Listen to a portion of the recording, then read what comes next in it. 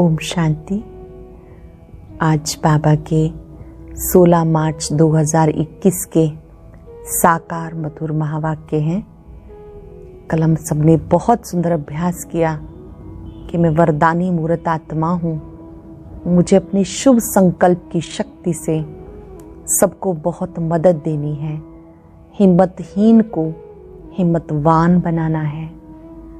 आज की मधुर मुरली में बाबा ने यज्ञ का महत्व समझाया। ये ईश्वरीय यज्ञ है, भगवान द्वारा रचा हुआ यज्ञ है। बाबा ने कहा इस यज्ञ की आपको बहुत संभाल करनी है, इसका बहुत ध्यान रखना है, इसका रिस्पेक्ट रखना है। यज्ञ के माता पिता की अनुमति के बिना किसी को एक पैसा भी यहाँ वहाँ नहीं देना। ऐसे तो बाबा ने कहा गरीबों को दान पुण्य देने वाले बहुत बैठे हैं, बहुत लंबी लाइन लग जाएगी। यज्ञ का एक एक पैसा, एक एक कणा मोहर बराबर है, तो उसकी बहुत बहुत संभाल करनी है। यज्ञ की वृद्धि में सहयोग देना है। यज्ञ में जो भी आत्माएं आती हैं उनको सुख देना है, सुख पहुंचाना है। बाबा ने कहा ऐसा मीठा बाबा जो इतना सुख देना सिखाते हैं, उन्हें पर्पसली याद करो, खास याद करो, क्योंकि उनकी याद से आत्मा पावन बनती है। बिना याद के पापों का बोझा उतरेगा नहीं। बाबा ने कहा इस यज्ञ की संभाल में आप बच्चों को पूरा पूरा सहयोगी बनना है। जो बच्चे याद में रहते हैं, अनेकों को याद दिलाते हैं, वो समझो यज्ञ की वृद्धि में सहयोग देते हैं। एक तो बाबा कहते स्वयं याद करो बाबा को, और फिर जो भी यज्ञ में आने वाली आत्माएं हैं उनको भी सुख पहुंचाओ। कोई भी कारण आता है तो उसको निवारण में बदलो।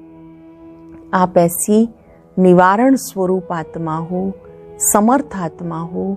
आपको एक की लगन में मगन रहना है। जब आप एक बाबा को याद करेंगे तो हर बात का निवारण स्वतः ही होता जाएगा। बहुत सुंदर बात बाबा ने कही कि आप महादानी आत्माओं को अपनी दृष्टिवृत्ति के द्वारा सबको सुख पहुंचाना है। बाबा ने कहा शिव बाबा के इस रचे हुए रुद्र यज्ञ की तुम्हें बहुत बहुत संभाल करनी है। शिव बाबा के इस रचे हुए रुद्र यज्ञ की तुम्हें बहुत बहुत संभाल करनी है। यह है बेहद का यज्ञ, स्वराज्य पाने के लिए। ये यज्ञ क्यों रचा है? स्वराज्य पाने के लिए। क्वेश्चन है इस रुद्र यज्ञ का रिस्पेक्ट किन बच्चों को रहता है? इस यज्ञ का रिस्पेक्ट किन को रहता है? जो इसकी विशेषताओं को जानते हैं। तुम्हें पता है इस रुद्र यज्ञ से हम कौड़ी से हीरे जैसा बनते हैं। इस यज्ञ में आकर हम कौड़ी से हीरे जैसा बनते हैं। इसमें सारी पुरानी दुनिया स्वाह होती है। इस पुराने शरीर को भी स्वाहा करना है। कोई भी ऐसा बेकायदे कर्म ना हो जिससे यज्ञ में विघ्न पड़े। कोई भी बेकायदे कर्म नहीं करना जिससे यज्ञ में विघ्न पड़े। जब ऐसा ध्यान रहे तब रिस्पेक्ट रख सकते हैं।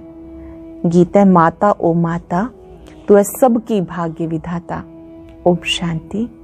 बच्चों ने गीत सुना, जिन्होंने बनाया वो तो बेचारे माता को जानते ही नहीं। नाम सुना है जगदम्बा, परंतु वो कौन थी, क्या करके गई, किसी को पता नहीं सिवाय तुम बच्चों के।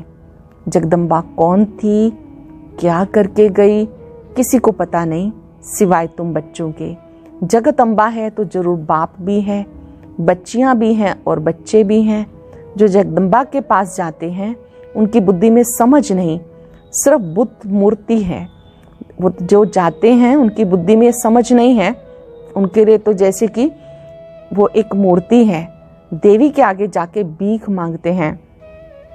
अब ये राजस्व अश्वमेध अविनाशी रुद्र ज्ञान यज्ञ है। इसका क्रिएटर है माता पिता तत्त्वम। तुम भी यज्ञ के क्रिएटर हो। तुम सब बच्चों को इस यज्ञ की बहुत संभाल करनी है। शिव बाबा द्वारा रचा हुआ ये यज्ञ है।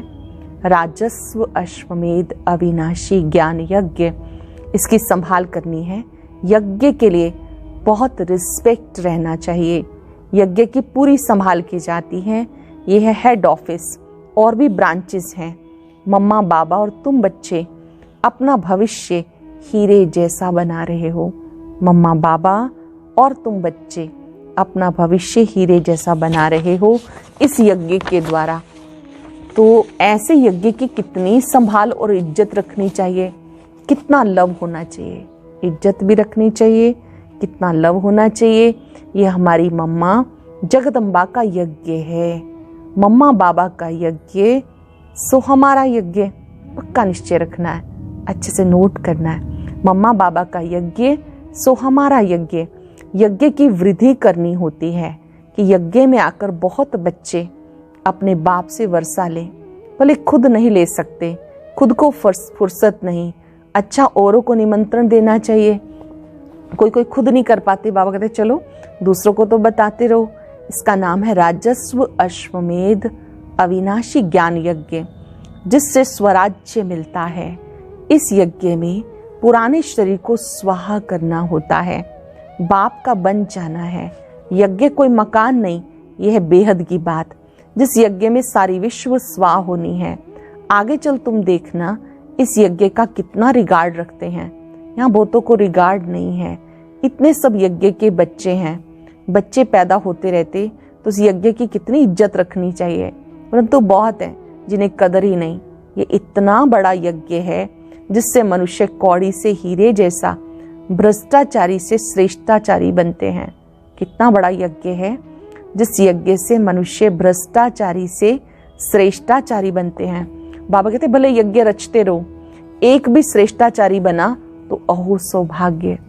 एक भी स्थान आपने खोला, किसी एक का जीवन अच्छा बना तो ये भी अहो सौभाग्य। इतने लाखों मंदिर आदि हैं, वहाँ कोई श्रेष्ठाचारी नहीं बनते। यहाँ सिर्फ 3 पैर पृथ्वी के चाहिए, कोई आए एकदम जीवन सुधर जाए। कितनी इज्जत होनी चाहिए यज्ञ की। बाबा को बहुत लिखते हैं, बाबा हम अपने घर में खोलें। कई पूछते हैं हम अपने घर में सेंटर खोलें, गीता पाठशाला खोलें, एक घर में मेडिटेशन रूम बना दिया जहाँ सब आकर के बैठते हैं, ज्ञान सुनते हैं, योग करते हैं। बाबा ने कहा अच्छा बच्चे भले यज्ञ भूमि बनाओ, कोई ना कोई का कल्याण होगा। इस यज्ञ की बहुत भारी महिमा है। यज्ञ की भूमि है जहाँ बच्चियां औरों का कल्याण करती रहती हैं। ऐसे यज्ञ का बहुत मान चाहिए। बाबा का यज्ञ है, ऐसे यज्ञ का बहुत मान रहना चाहिए, क्योंकि यहाँ बहुतों का कल्याण होता है। परंतु ज्ञान पूरा ना होने के कारण इतना रिगार्ड नहीं है। यज्ञ में विघ्न डालने वाले बहुत हैं। ये शिव बाबा का यज्ञ है तो माता पिता इकट्ठे हैं। इन मम्मा बाबा से तो कुछ भी नहीं मिलता, बेहद बाप से सब कुछ मिलता है। शिव बाबा से सब कुछ मिलता है। मम्मा बाबा भी शिव बाबा जो निराकार ज्योति स्वरूप है उनसे लेते हैं। वह एक है। मम्मा बाबा कहा जाता शरीरधारी को, निराकार को तो शरीर है नहीं। तो बाबा कहते साकार का भी मुरीद मत बनो, माम एकम याद करो। बाबा कहते साकार का मुरीद मत बनो, निराकार शिव बाबा पे पक्का निश्चय रखो। ये बाबा भी मुझे याद करता है। ब्रह्मा बाबा भी शिव बाबा को याद करता है। चित्रों में दिखाते हैं श्री राम, श्री कृष्ण, ब्रह्मा आदि सब उनको याद करते हैं। ऐसे है नहीं, वहां तो कोई याद करते ही नहीं है। सत्युग में याद करने की जरूरत ही नहीं है। उनको प्रारब्ध मिल गई, उनको याद करने की क्या दरकार। हम पतित बने हैं, हमको ही पावन बनने के लिए याद करना है। महिमा एक की है, उनके सदके इनका मान है। तुमको कोई भी देहधारी को याद नहीं करना। देहधारी से उनका परिचय मिलता है, लेकिन याद उनको करना है। ब्रह्मा बाबा कह रहे हैं कि आपको मेरे द्वारा परिचय जरूर मिला है, पर आप मुझे याद नहीं करोगे, शिव बाबा को याद करोगे। ब्रह्मा बाबा की निर्माणता है, तो हम सबको भी सिखाते कि सबका संबंध शिव बाबा से जुड़ाओ। देहधारी से उनका परिचय मिलता है, याद उनको करना है। बाबा भी देहधारी है, सब परिचय देते हैं। परंतु बहुत ऐसे भी बेसमझ बच्चे हैं जो कहते हैं हम तो डायरेक्ट शिव बाबा की प्रेरणा से ज्ञान ले सकते हैं। अगर ऐसा होता तो फिर इस रथ में उनको आने की क्या दरकार। ऐसे भी हैं जो समझते हैं इस साकार से हमारा क्या काम। ऐसे भी हैं कोई जो कहते हैं इस साकार से हमारा क्या काम। बाबा कहते मन मना भव, उनको याद करो, परंतु थ्रू तो इनके द्वारा कहते हैं। फिर नंबरवार रिगार्ड रखना होता। रिगार्ड वही रखेंगे जो नंबरवार गद्दी पर बैठने वाले होंगे। मम्मा बाबा पहले बैठेंगे राजगद्दी पर, फिर उनको फॉलो करना है। बहुत प्रजा बनानी पड़े, पद भी बहुत ऊंचा है, डरने की कोई बात नहीं। एरोप्लेन में कोई नए चढ़ते हैं तो वो जैसे डरते हैं, कोई तो देखो चंद्रमा के ऊपर जाते रहते, प्रैक्टिस की बात है। कोई पहली बार प्लेन में चढ़ता है तो उनको डर लगता है, और कोई कोई जिनके अभ्यास है तो वो जाते हैं चंद्रमा आदि पर भी जाते हैं, अभ्यास की बात हो जाती है। परंतु उससे फायदा कुछ भी नहीं होना, ये तुम जानते हो। वह समझते हैं मून के ऊपर भी राजधानी बनाएंगे, परंतु ये कुछ भी होना नहीं है, डाउनफॉल है। डाउनफॉल और राइज को बच्चे समझते हैं, उत्थान और पतन को बच्चे समझते हैं। मून पर चले भी जाते हैं तो बाबा कहते इसमें उत्थान वाली कोई बात नहीं है। चित्र भी हैं, ये लक्ष्मी नारायण राज्य करते थे, आज देखो भारत कितना गरीब है। ये तो रियल बात है, इन्होंने खुद ही लिखा है, तो यहाँ सीढ़ी में दिखाना चाहिए। वहाँ हीरो के महल चमकते हैं, यहाँ फिर कोड़ियाँ दिखानी चाहिए। आगे कोड़ियाँ चलती थी, गुरुद्वारे में कोड़ियाँ रखते थे, अब तो कोई पैसा भी नहीं रखते होंगे। सीढ़ी बहुत अच्छी है, इसमें बहुत कुछ लिख सकते हो। मम्मा बाबा के साथ बच्चों का भी चित्र हो, ऊपर में आत्माओं का झाड़ भी है। नए नए चित्र रेडी होते जाएंगे, समझाने से सहज होगा। डाउनफॉल कैसे होता है, फिर राइज कैसे होता है। हम निराकारी दुनिया में जाकर फिर साकारी दुनिया में आते हैं। समझाने में बड़ा सहज है, समझते नहीं तो समझा जाता, तकदीर में नहीं। बाबा ने कहा समझते नहीं है तो क्या समझा जाएगा कि तकदीर में नहीं। ड्रामा को साक्षी हो देखा जाता। बच्चों को यज्ञ की बहुत रिस्पेक्ट होनी चाहिए। यज्ञ का एक पैसा भी बिगर पूछे उठाना व माता पिता की छुट्टी के बिना किसी को देना, ये महान पाप है। जो यज्ञ निवासी हैं, समर्पित हैं, बाबा बहुत गहरी बात समझा रहे हैं कि माता पिता की अनुमति के बिना, जो यज्ञ माता पिता हैं या जिन्होंने उनको निमित्त बनाया, उनकी आज्ञा के बिना पैसे को इधर उधर नहीं करना, ये महान पाप हो जाता है। तुम तो बच्चे हो, कोई समय भी कोई भी चीज मिल सकती है, जास्ती लेके क्यों रखनी चाहिए। सोचते पता नहीं ना मिले, अंदर रखने से वो फिर दिल खाती रहती है। कोई चीज छिपा के रखेंगे तो बाबा कहते दिल खाती रहेगी, क्योंकि बेकायदे काम है ना। चीज तो तुम्हें कभी भी मिल सकती है। बाबा ने कहा अंत काल अचानक कोई भी मर तो सकते हैं, तो अंत समय जो पाप किए होंगे वह कीचड़ पट्टी सामने आएगी। जब शरीर छोड़ेंगे ना तो सारी कीचड़ पट्टी जीवन पर्यंत जो जो किया सब सामने आएगा। इसलिए बाबा हमेशा कहते अंदर में कोई भी दुविधा नहीं रहनी चाहिए। कोई भी चीज छिपा के रखेंगे, याद आती रहेगी, अंदर कोई भी दुविधा नहीं रहनी चाहिए। दिल साफ होगी तो अंत घड़ी कुछ भी सामने नहीं आएगा। यज्ञ से तो सब कुछ मिलता रहता है। ढेर बच्चे हैं जिनके पास पैसे ढेर हैं, उनको कहते हैं जब दरकार होगी तब मंगा लेंगे। कहते बाबा कभी भी जरूरत हो तो हम बैठे हैं। अब एक नई बात बाबा सिखा रहे हैं आज कि कई ऐसे हैं जिनके पास धन है, तो बाबा को कहते हैं बाबा यज्ञ में जब जरूरत हो पैसा मंगा लेना, हमारे पास रखा है। भले वो पवित्र नहीं रहते, खान पान की भी परहेज नहीं रखते, परंतु ये प्रण करते हैं बाबा हमारे पास बहुत पैसे पड़े हैं, ऐसे गुम हो जाएंगे, बीच में कोई खा जाएगा, इसलिए जब चाहिए मंगा लेना। बाबा कहते हम भी क्या करेंगे, मकान बनाना होता है तो आप ही आ जाता है, जब जरूरत होती है आ जाता है। ढेर बच्चे बैठे हैं अपने घर में, तो ऐसे बच्चे भी ऊंच पद पा लेते हैं। जो धन को भी बाबा की सेवा में लगाते हैं तो बाबा कहते वो बच्चे भी ऊंच पद पा लेते हैं। प्रजा में भी कोई कम पद नहीं, राजाओं से भी कई साहूकार वो धनवान होते हैं। इसलिए अंदर में ऐसा कोई ख्याल नहीं करना चाहिए तुम्हारा अंजाम है बाबा, आप जो खिलाएंगे, फिर भी उस पर नहीं चलते हैं तो दुर्गति हो जाती है। जो वायदा किया वो पूरा निभाना है, नहीं तो दुर्गति हो जाती। बाबा आए हैं सदगति देने, अगर ऊंच पद नहीं पाएंगे तो दुर्गति कहेंगे ना। वहां भी बहुत साहूकार, कोई कम पद कोई ऊंच पद वाले हैं ना। बच्चों को श्रीमत पे पुरुषार्थ करना है। अपनी मत पर चलने से अपने को धोखा देते हैं, अपनी मत पर चलते हैं तो धोखा खाते हैं। ये शिव बाबा का रचा हुआ ज्ञान यज्ञ है। इसका नाम है राजस्व अश्वमेध अविनाशी ज्ञान यज्ञ। शिव बाबा आकर स्वराज्य देते हैं। किसकी तकदीर में नहीं, नाम वाला नहीं होना तो मुख से अच्छी अच्छी पॉइंट्स नहीं निकलती। इसको समझाते नहीं तो कहेंगे नाम निकलने में अभी देरी है, जिस कारण समझाते समय मुख्य मुख्य पॉइंट्स भूल जाती हैं। ये भी समझाना चाहिए। ये राजस्व अश्वमेध अविनाशी यज्ञ है स्वराज्य पाने के लिए।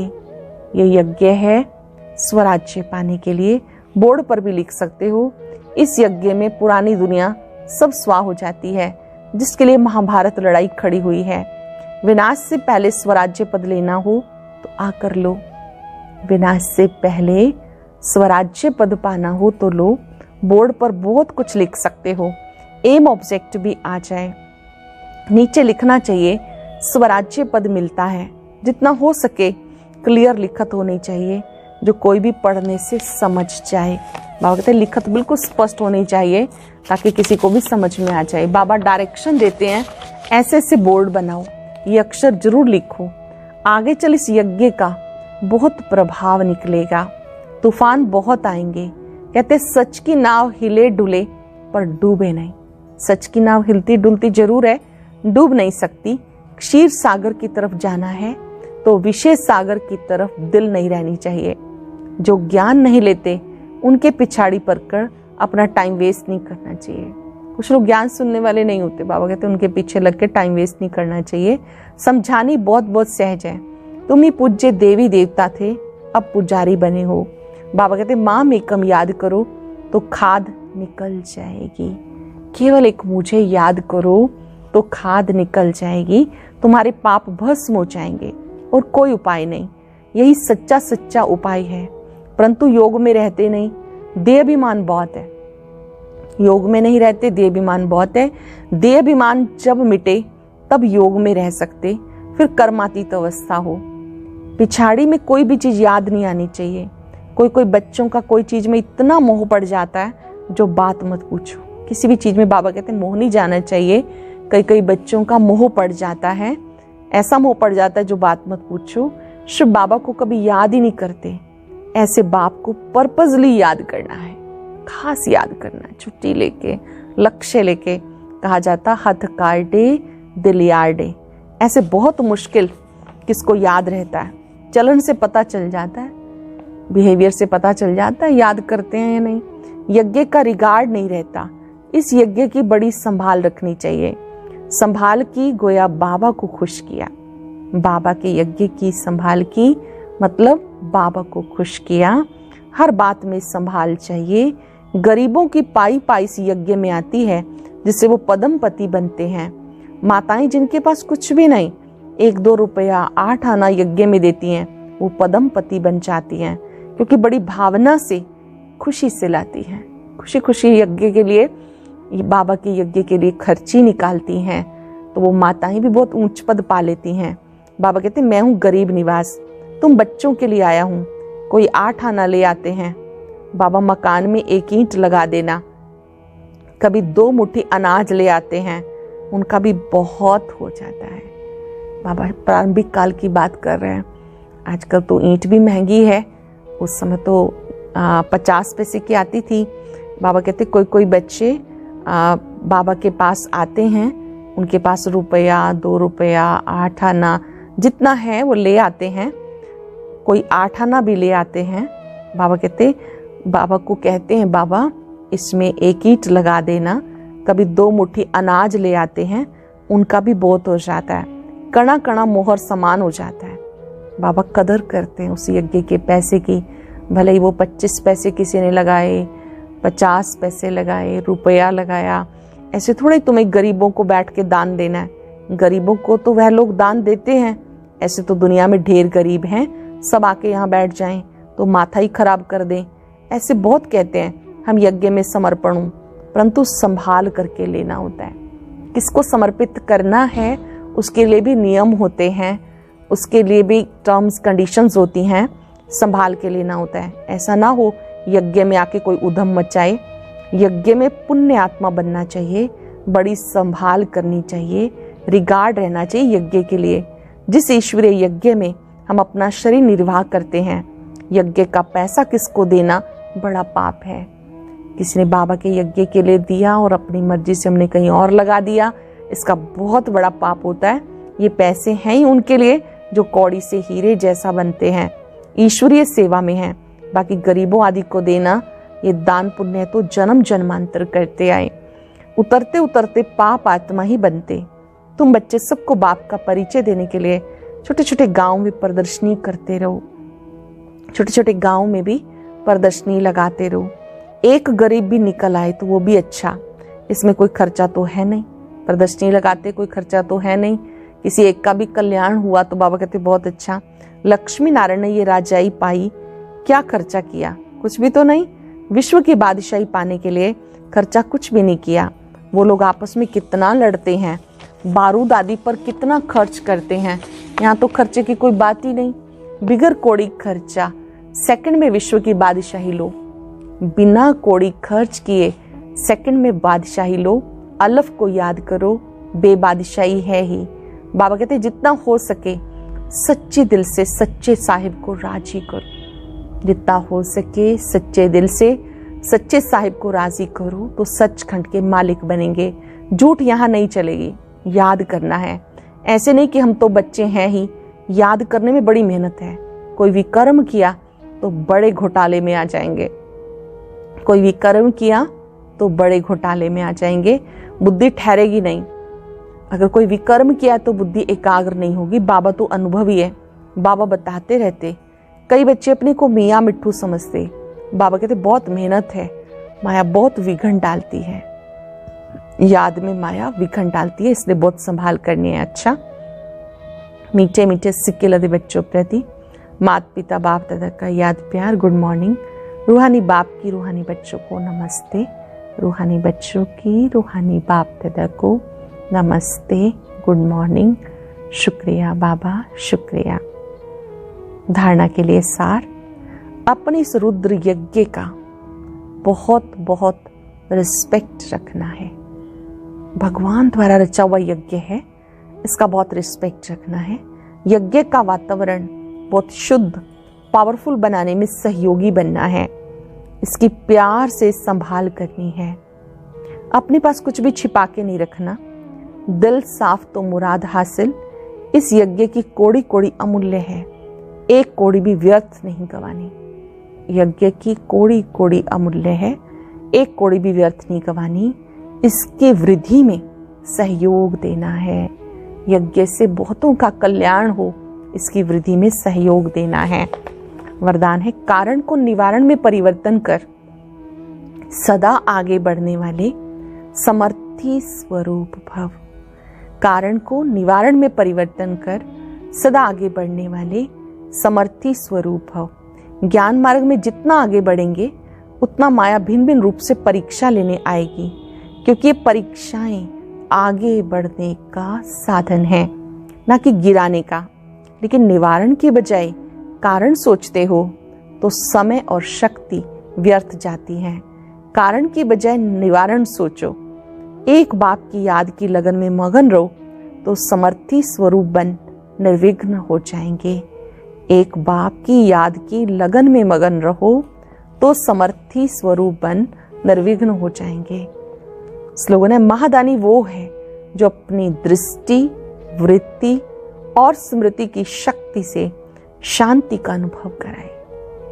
बहुत सुंदर स्लोगन है। महारथी वो जो अपनी दृष्टि, वृत्ति और स्मृति की शक्ति से शांति का अनुभव करा दे।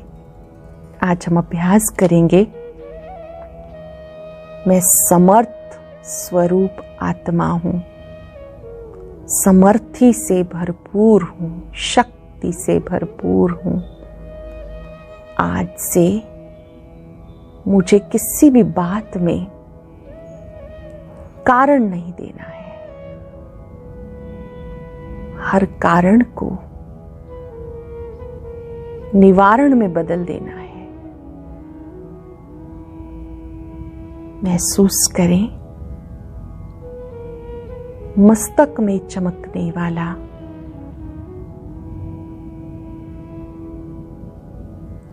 शक्तियों से भरपूर, मैं अत्यंत शक्तिशाली, समर्थ आत्मा हूं।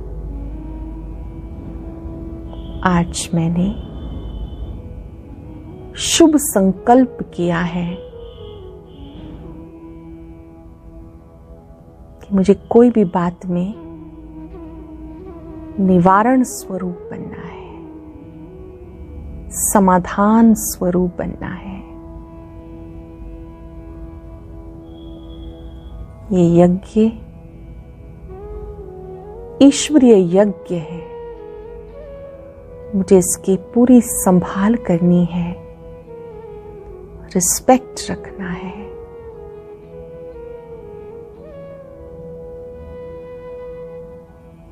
बाबा की पवित्र किरणों को फाउंटेन की तरह अपने में आता अनुभव करें।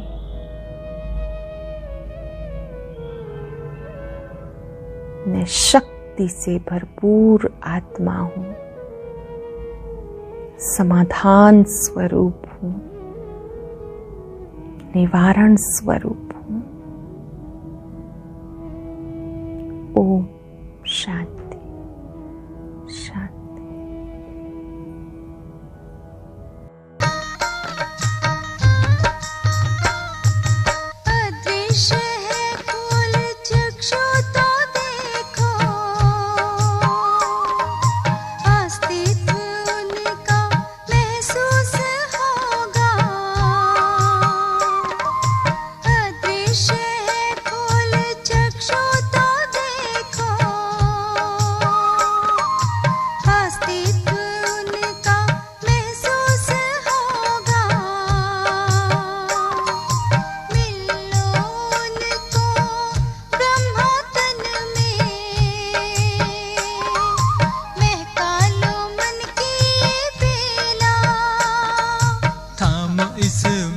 को जगा लो विवेक, सारे जग का करणधार हो।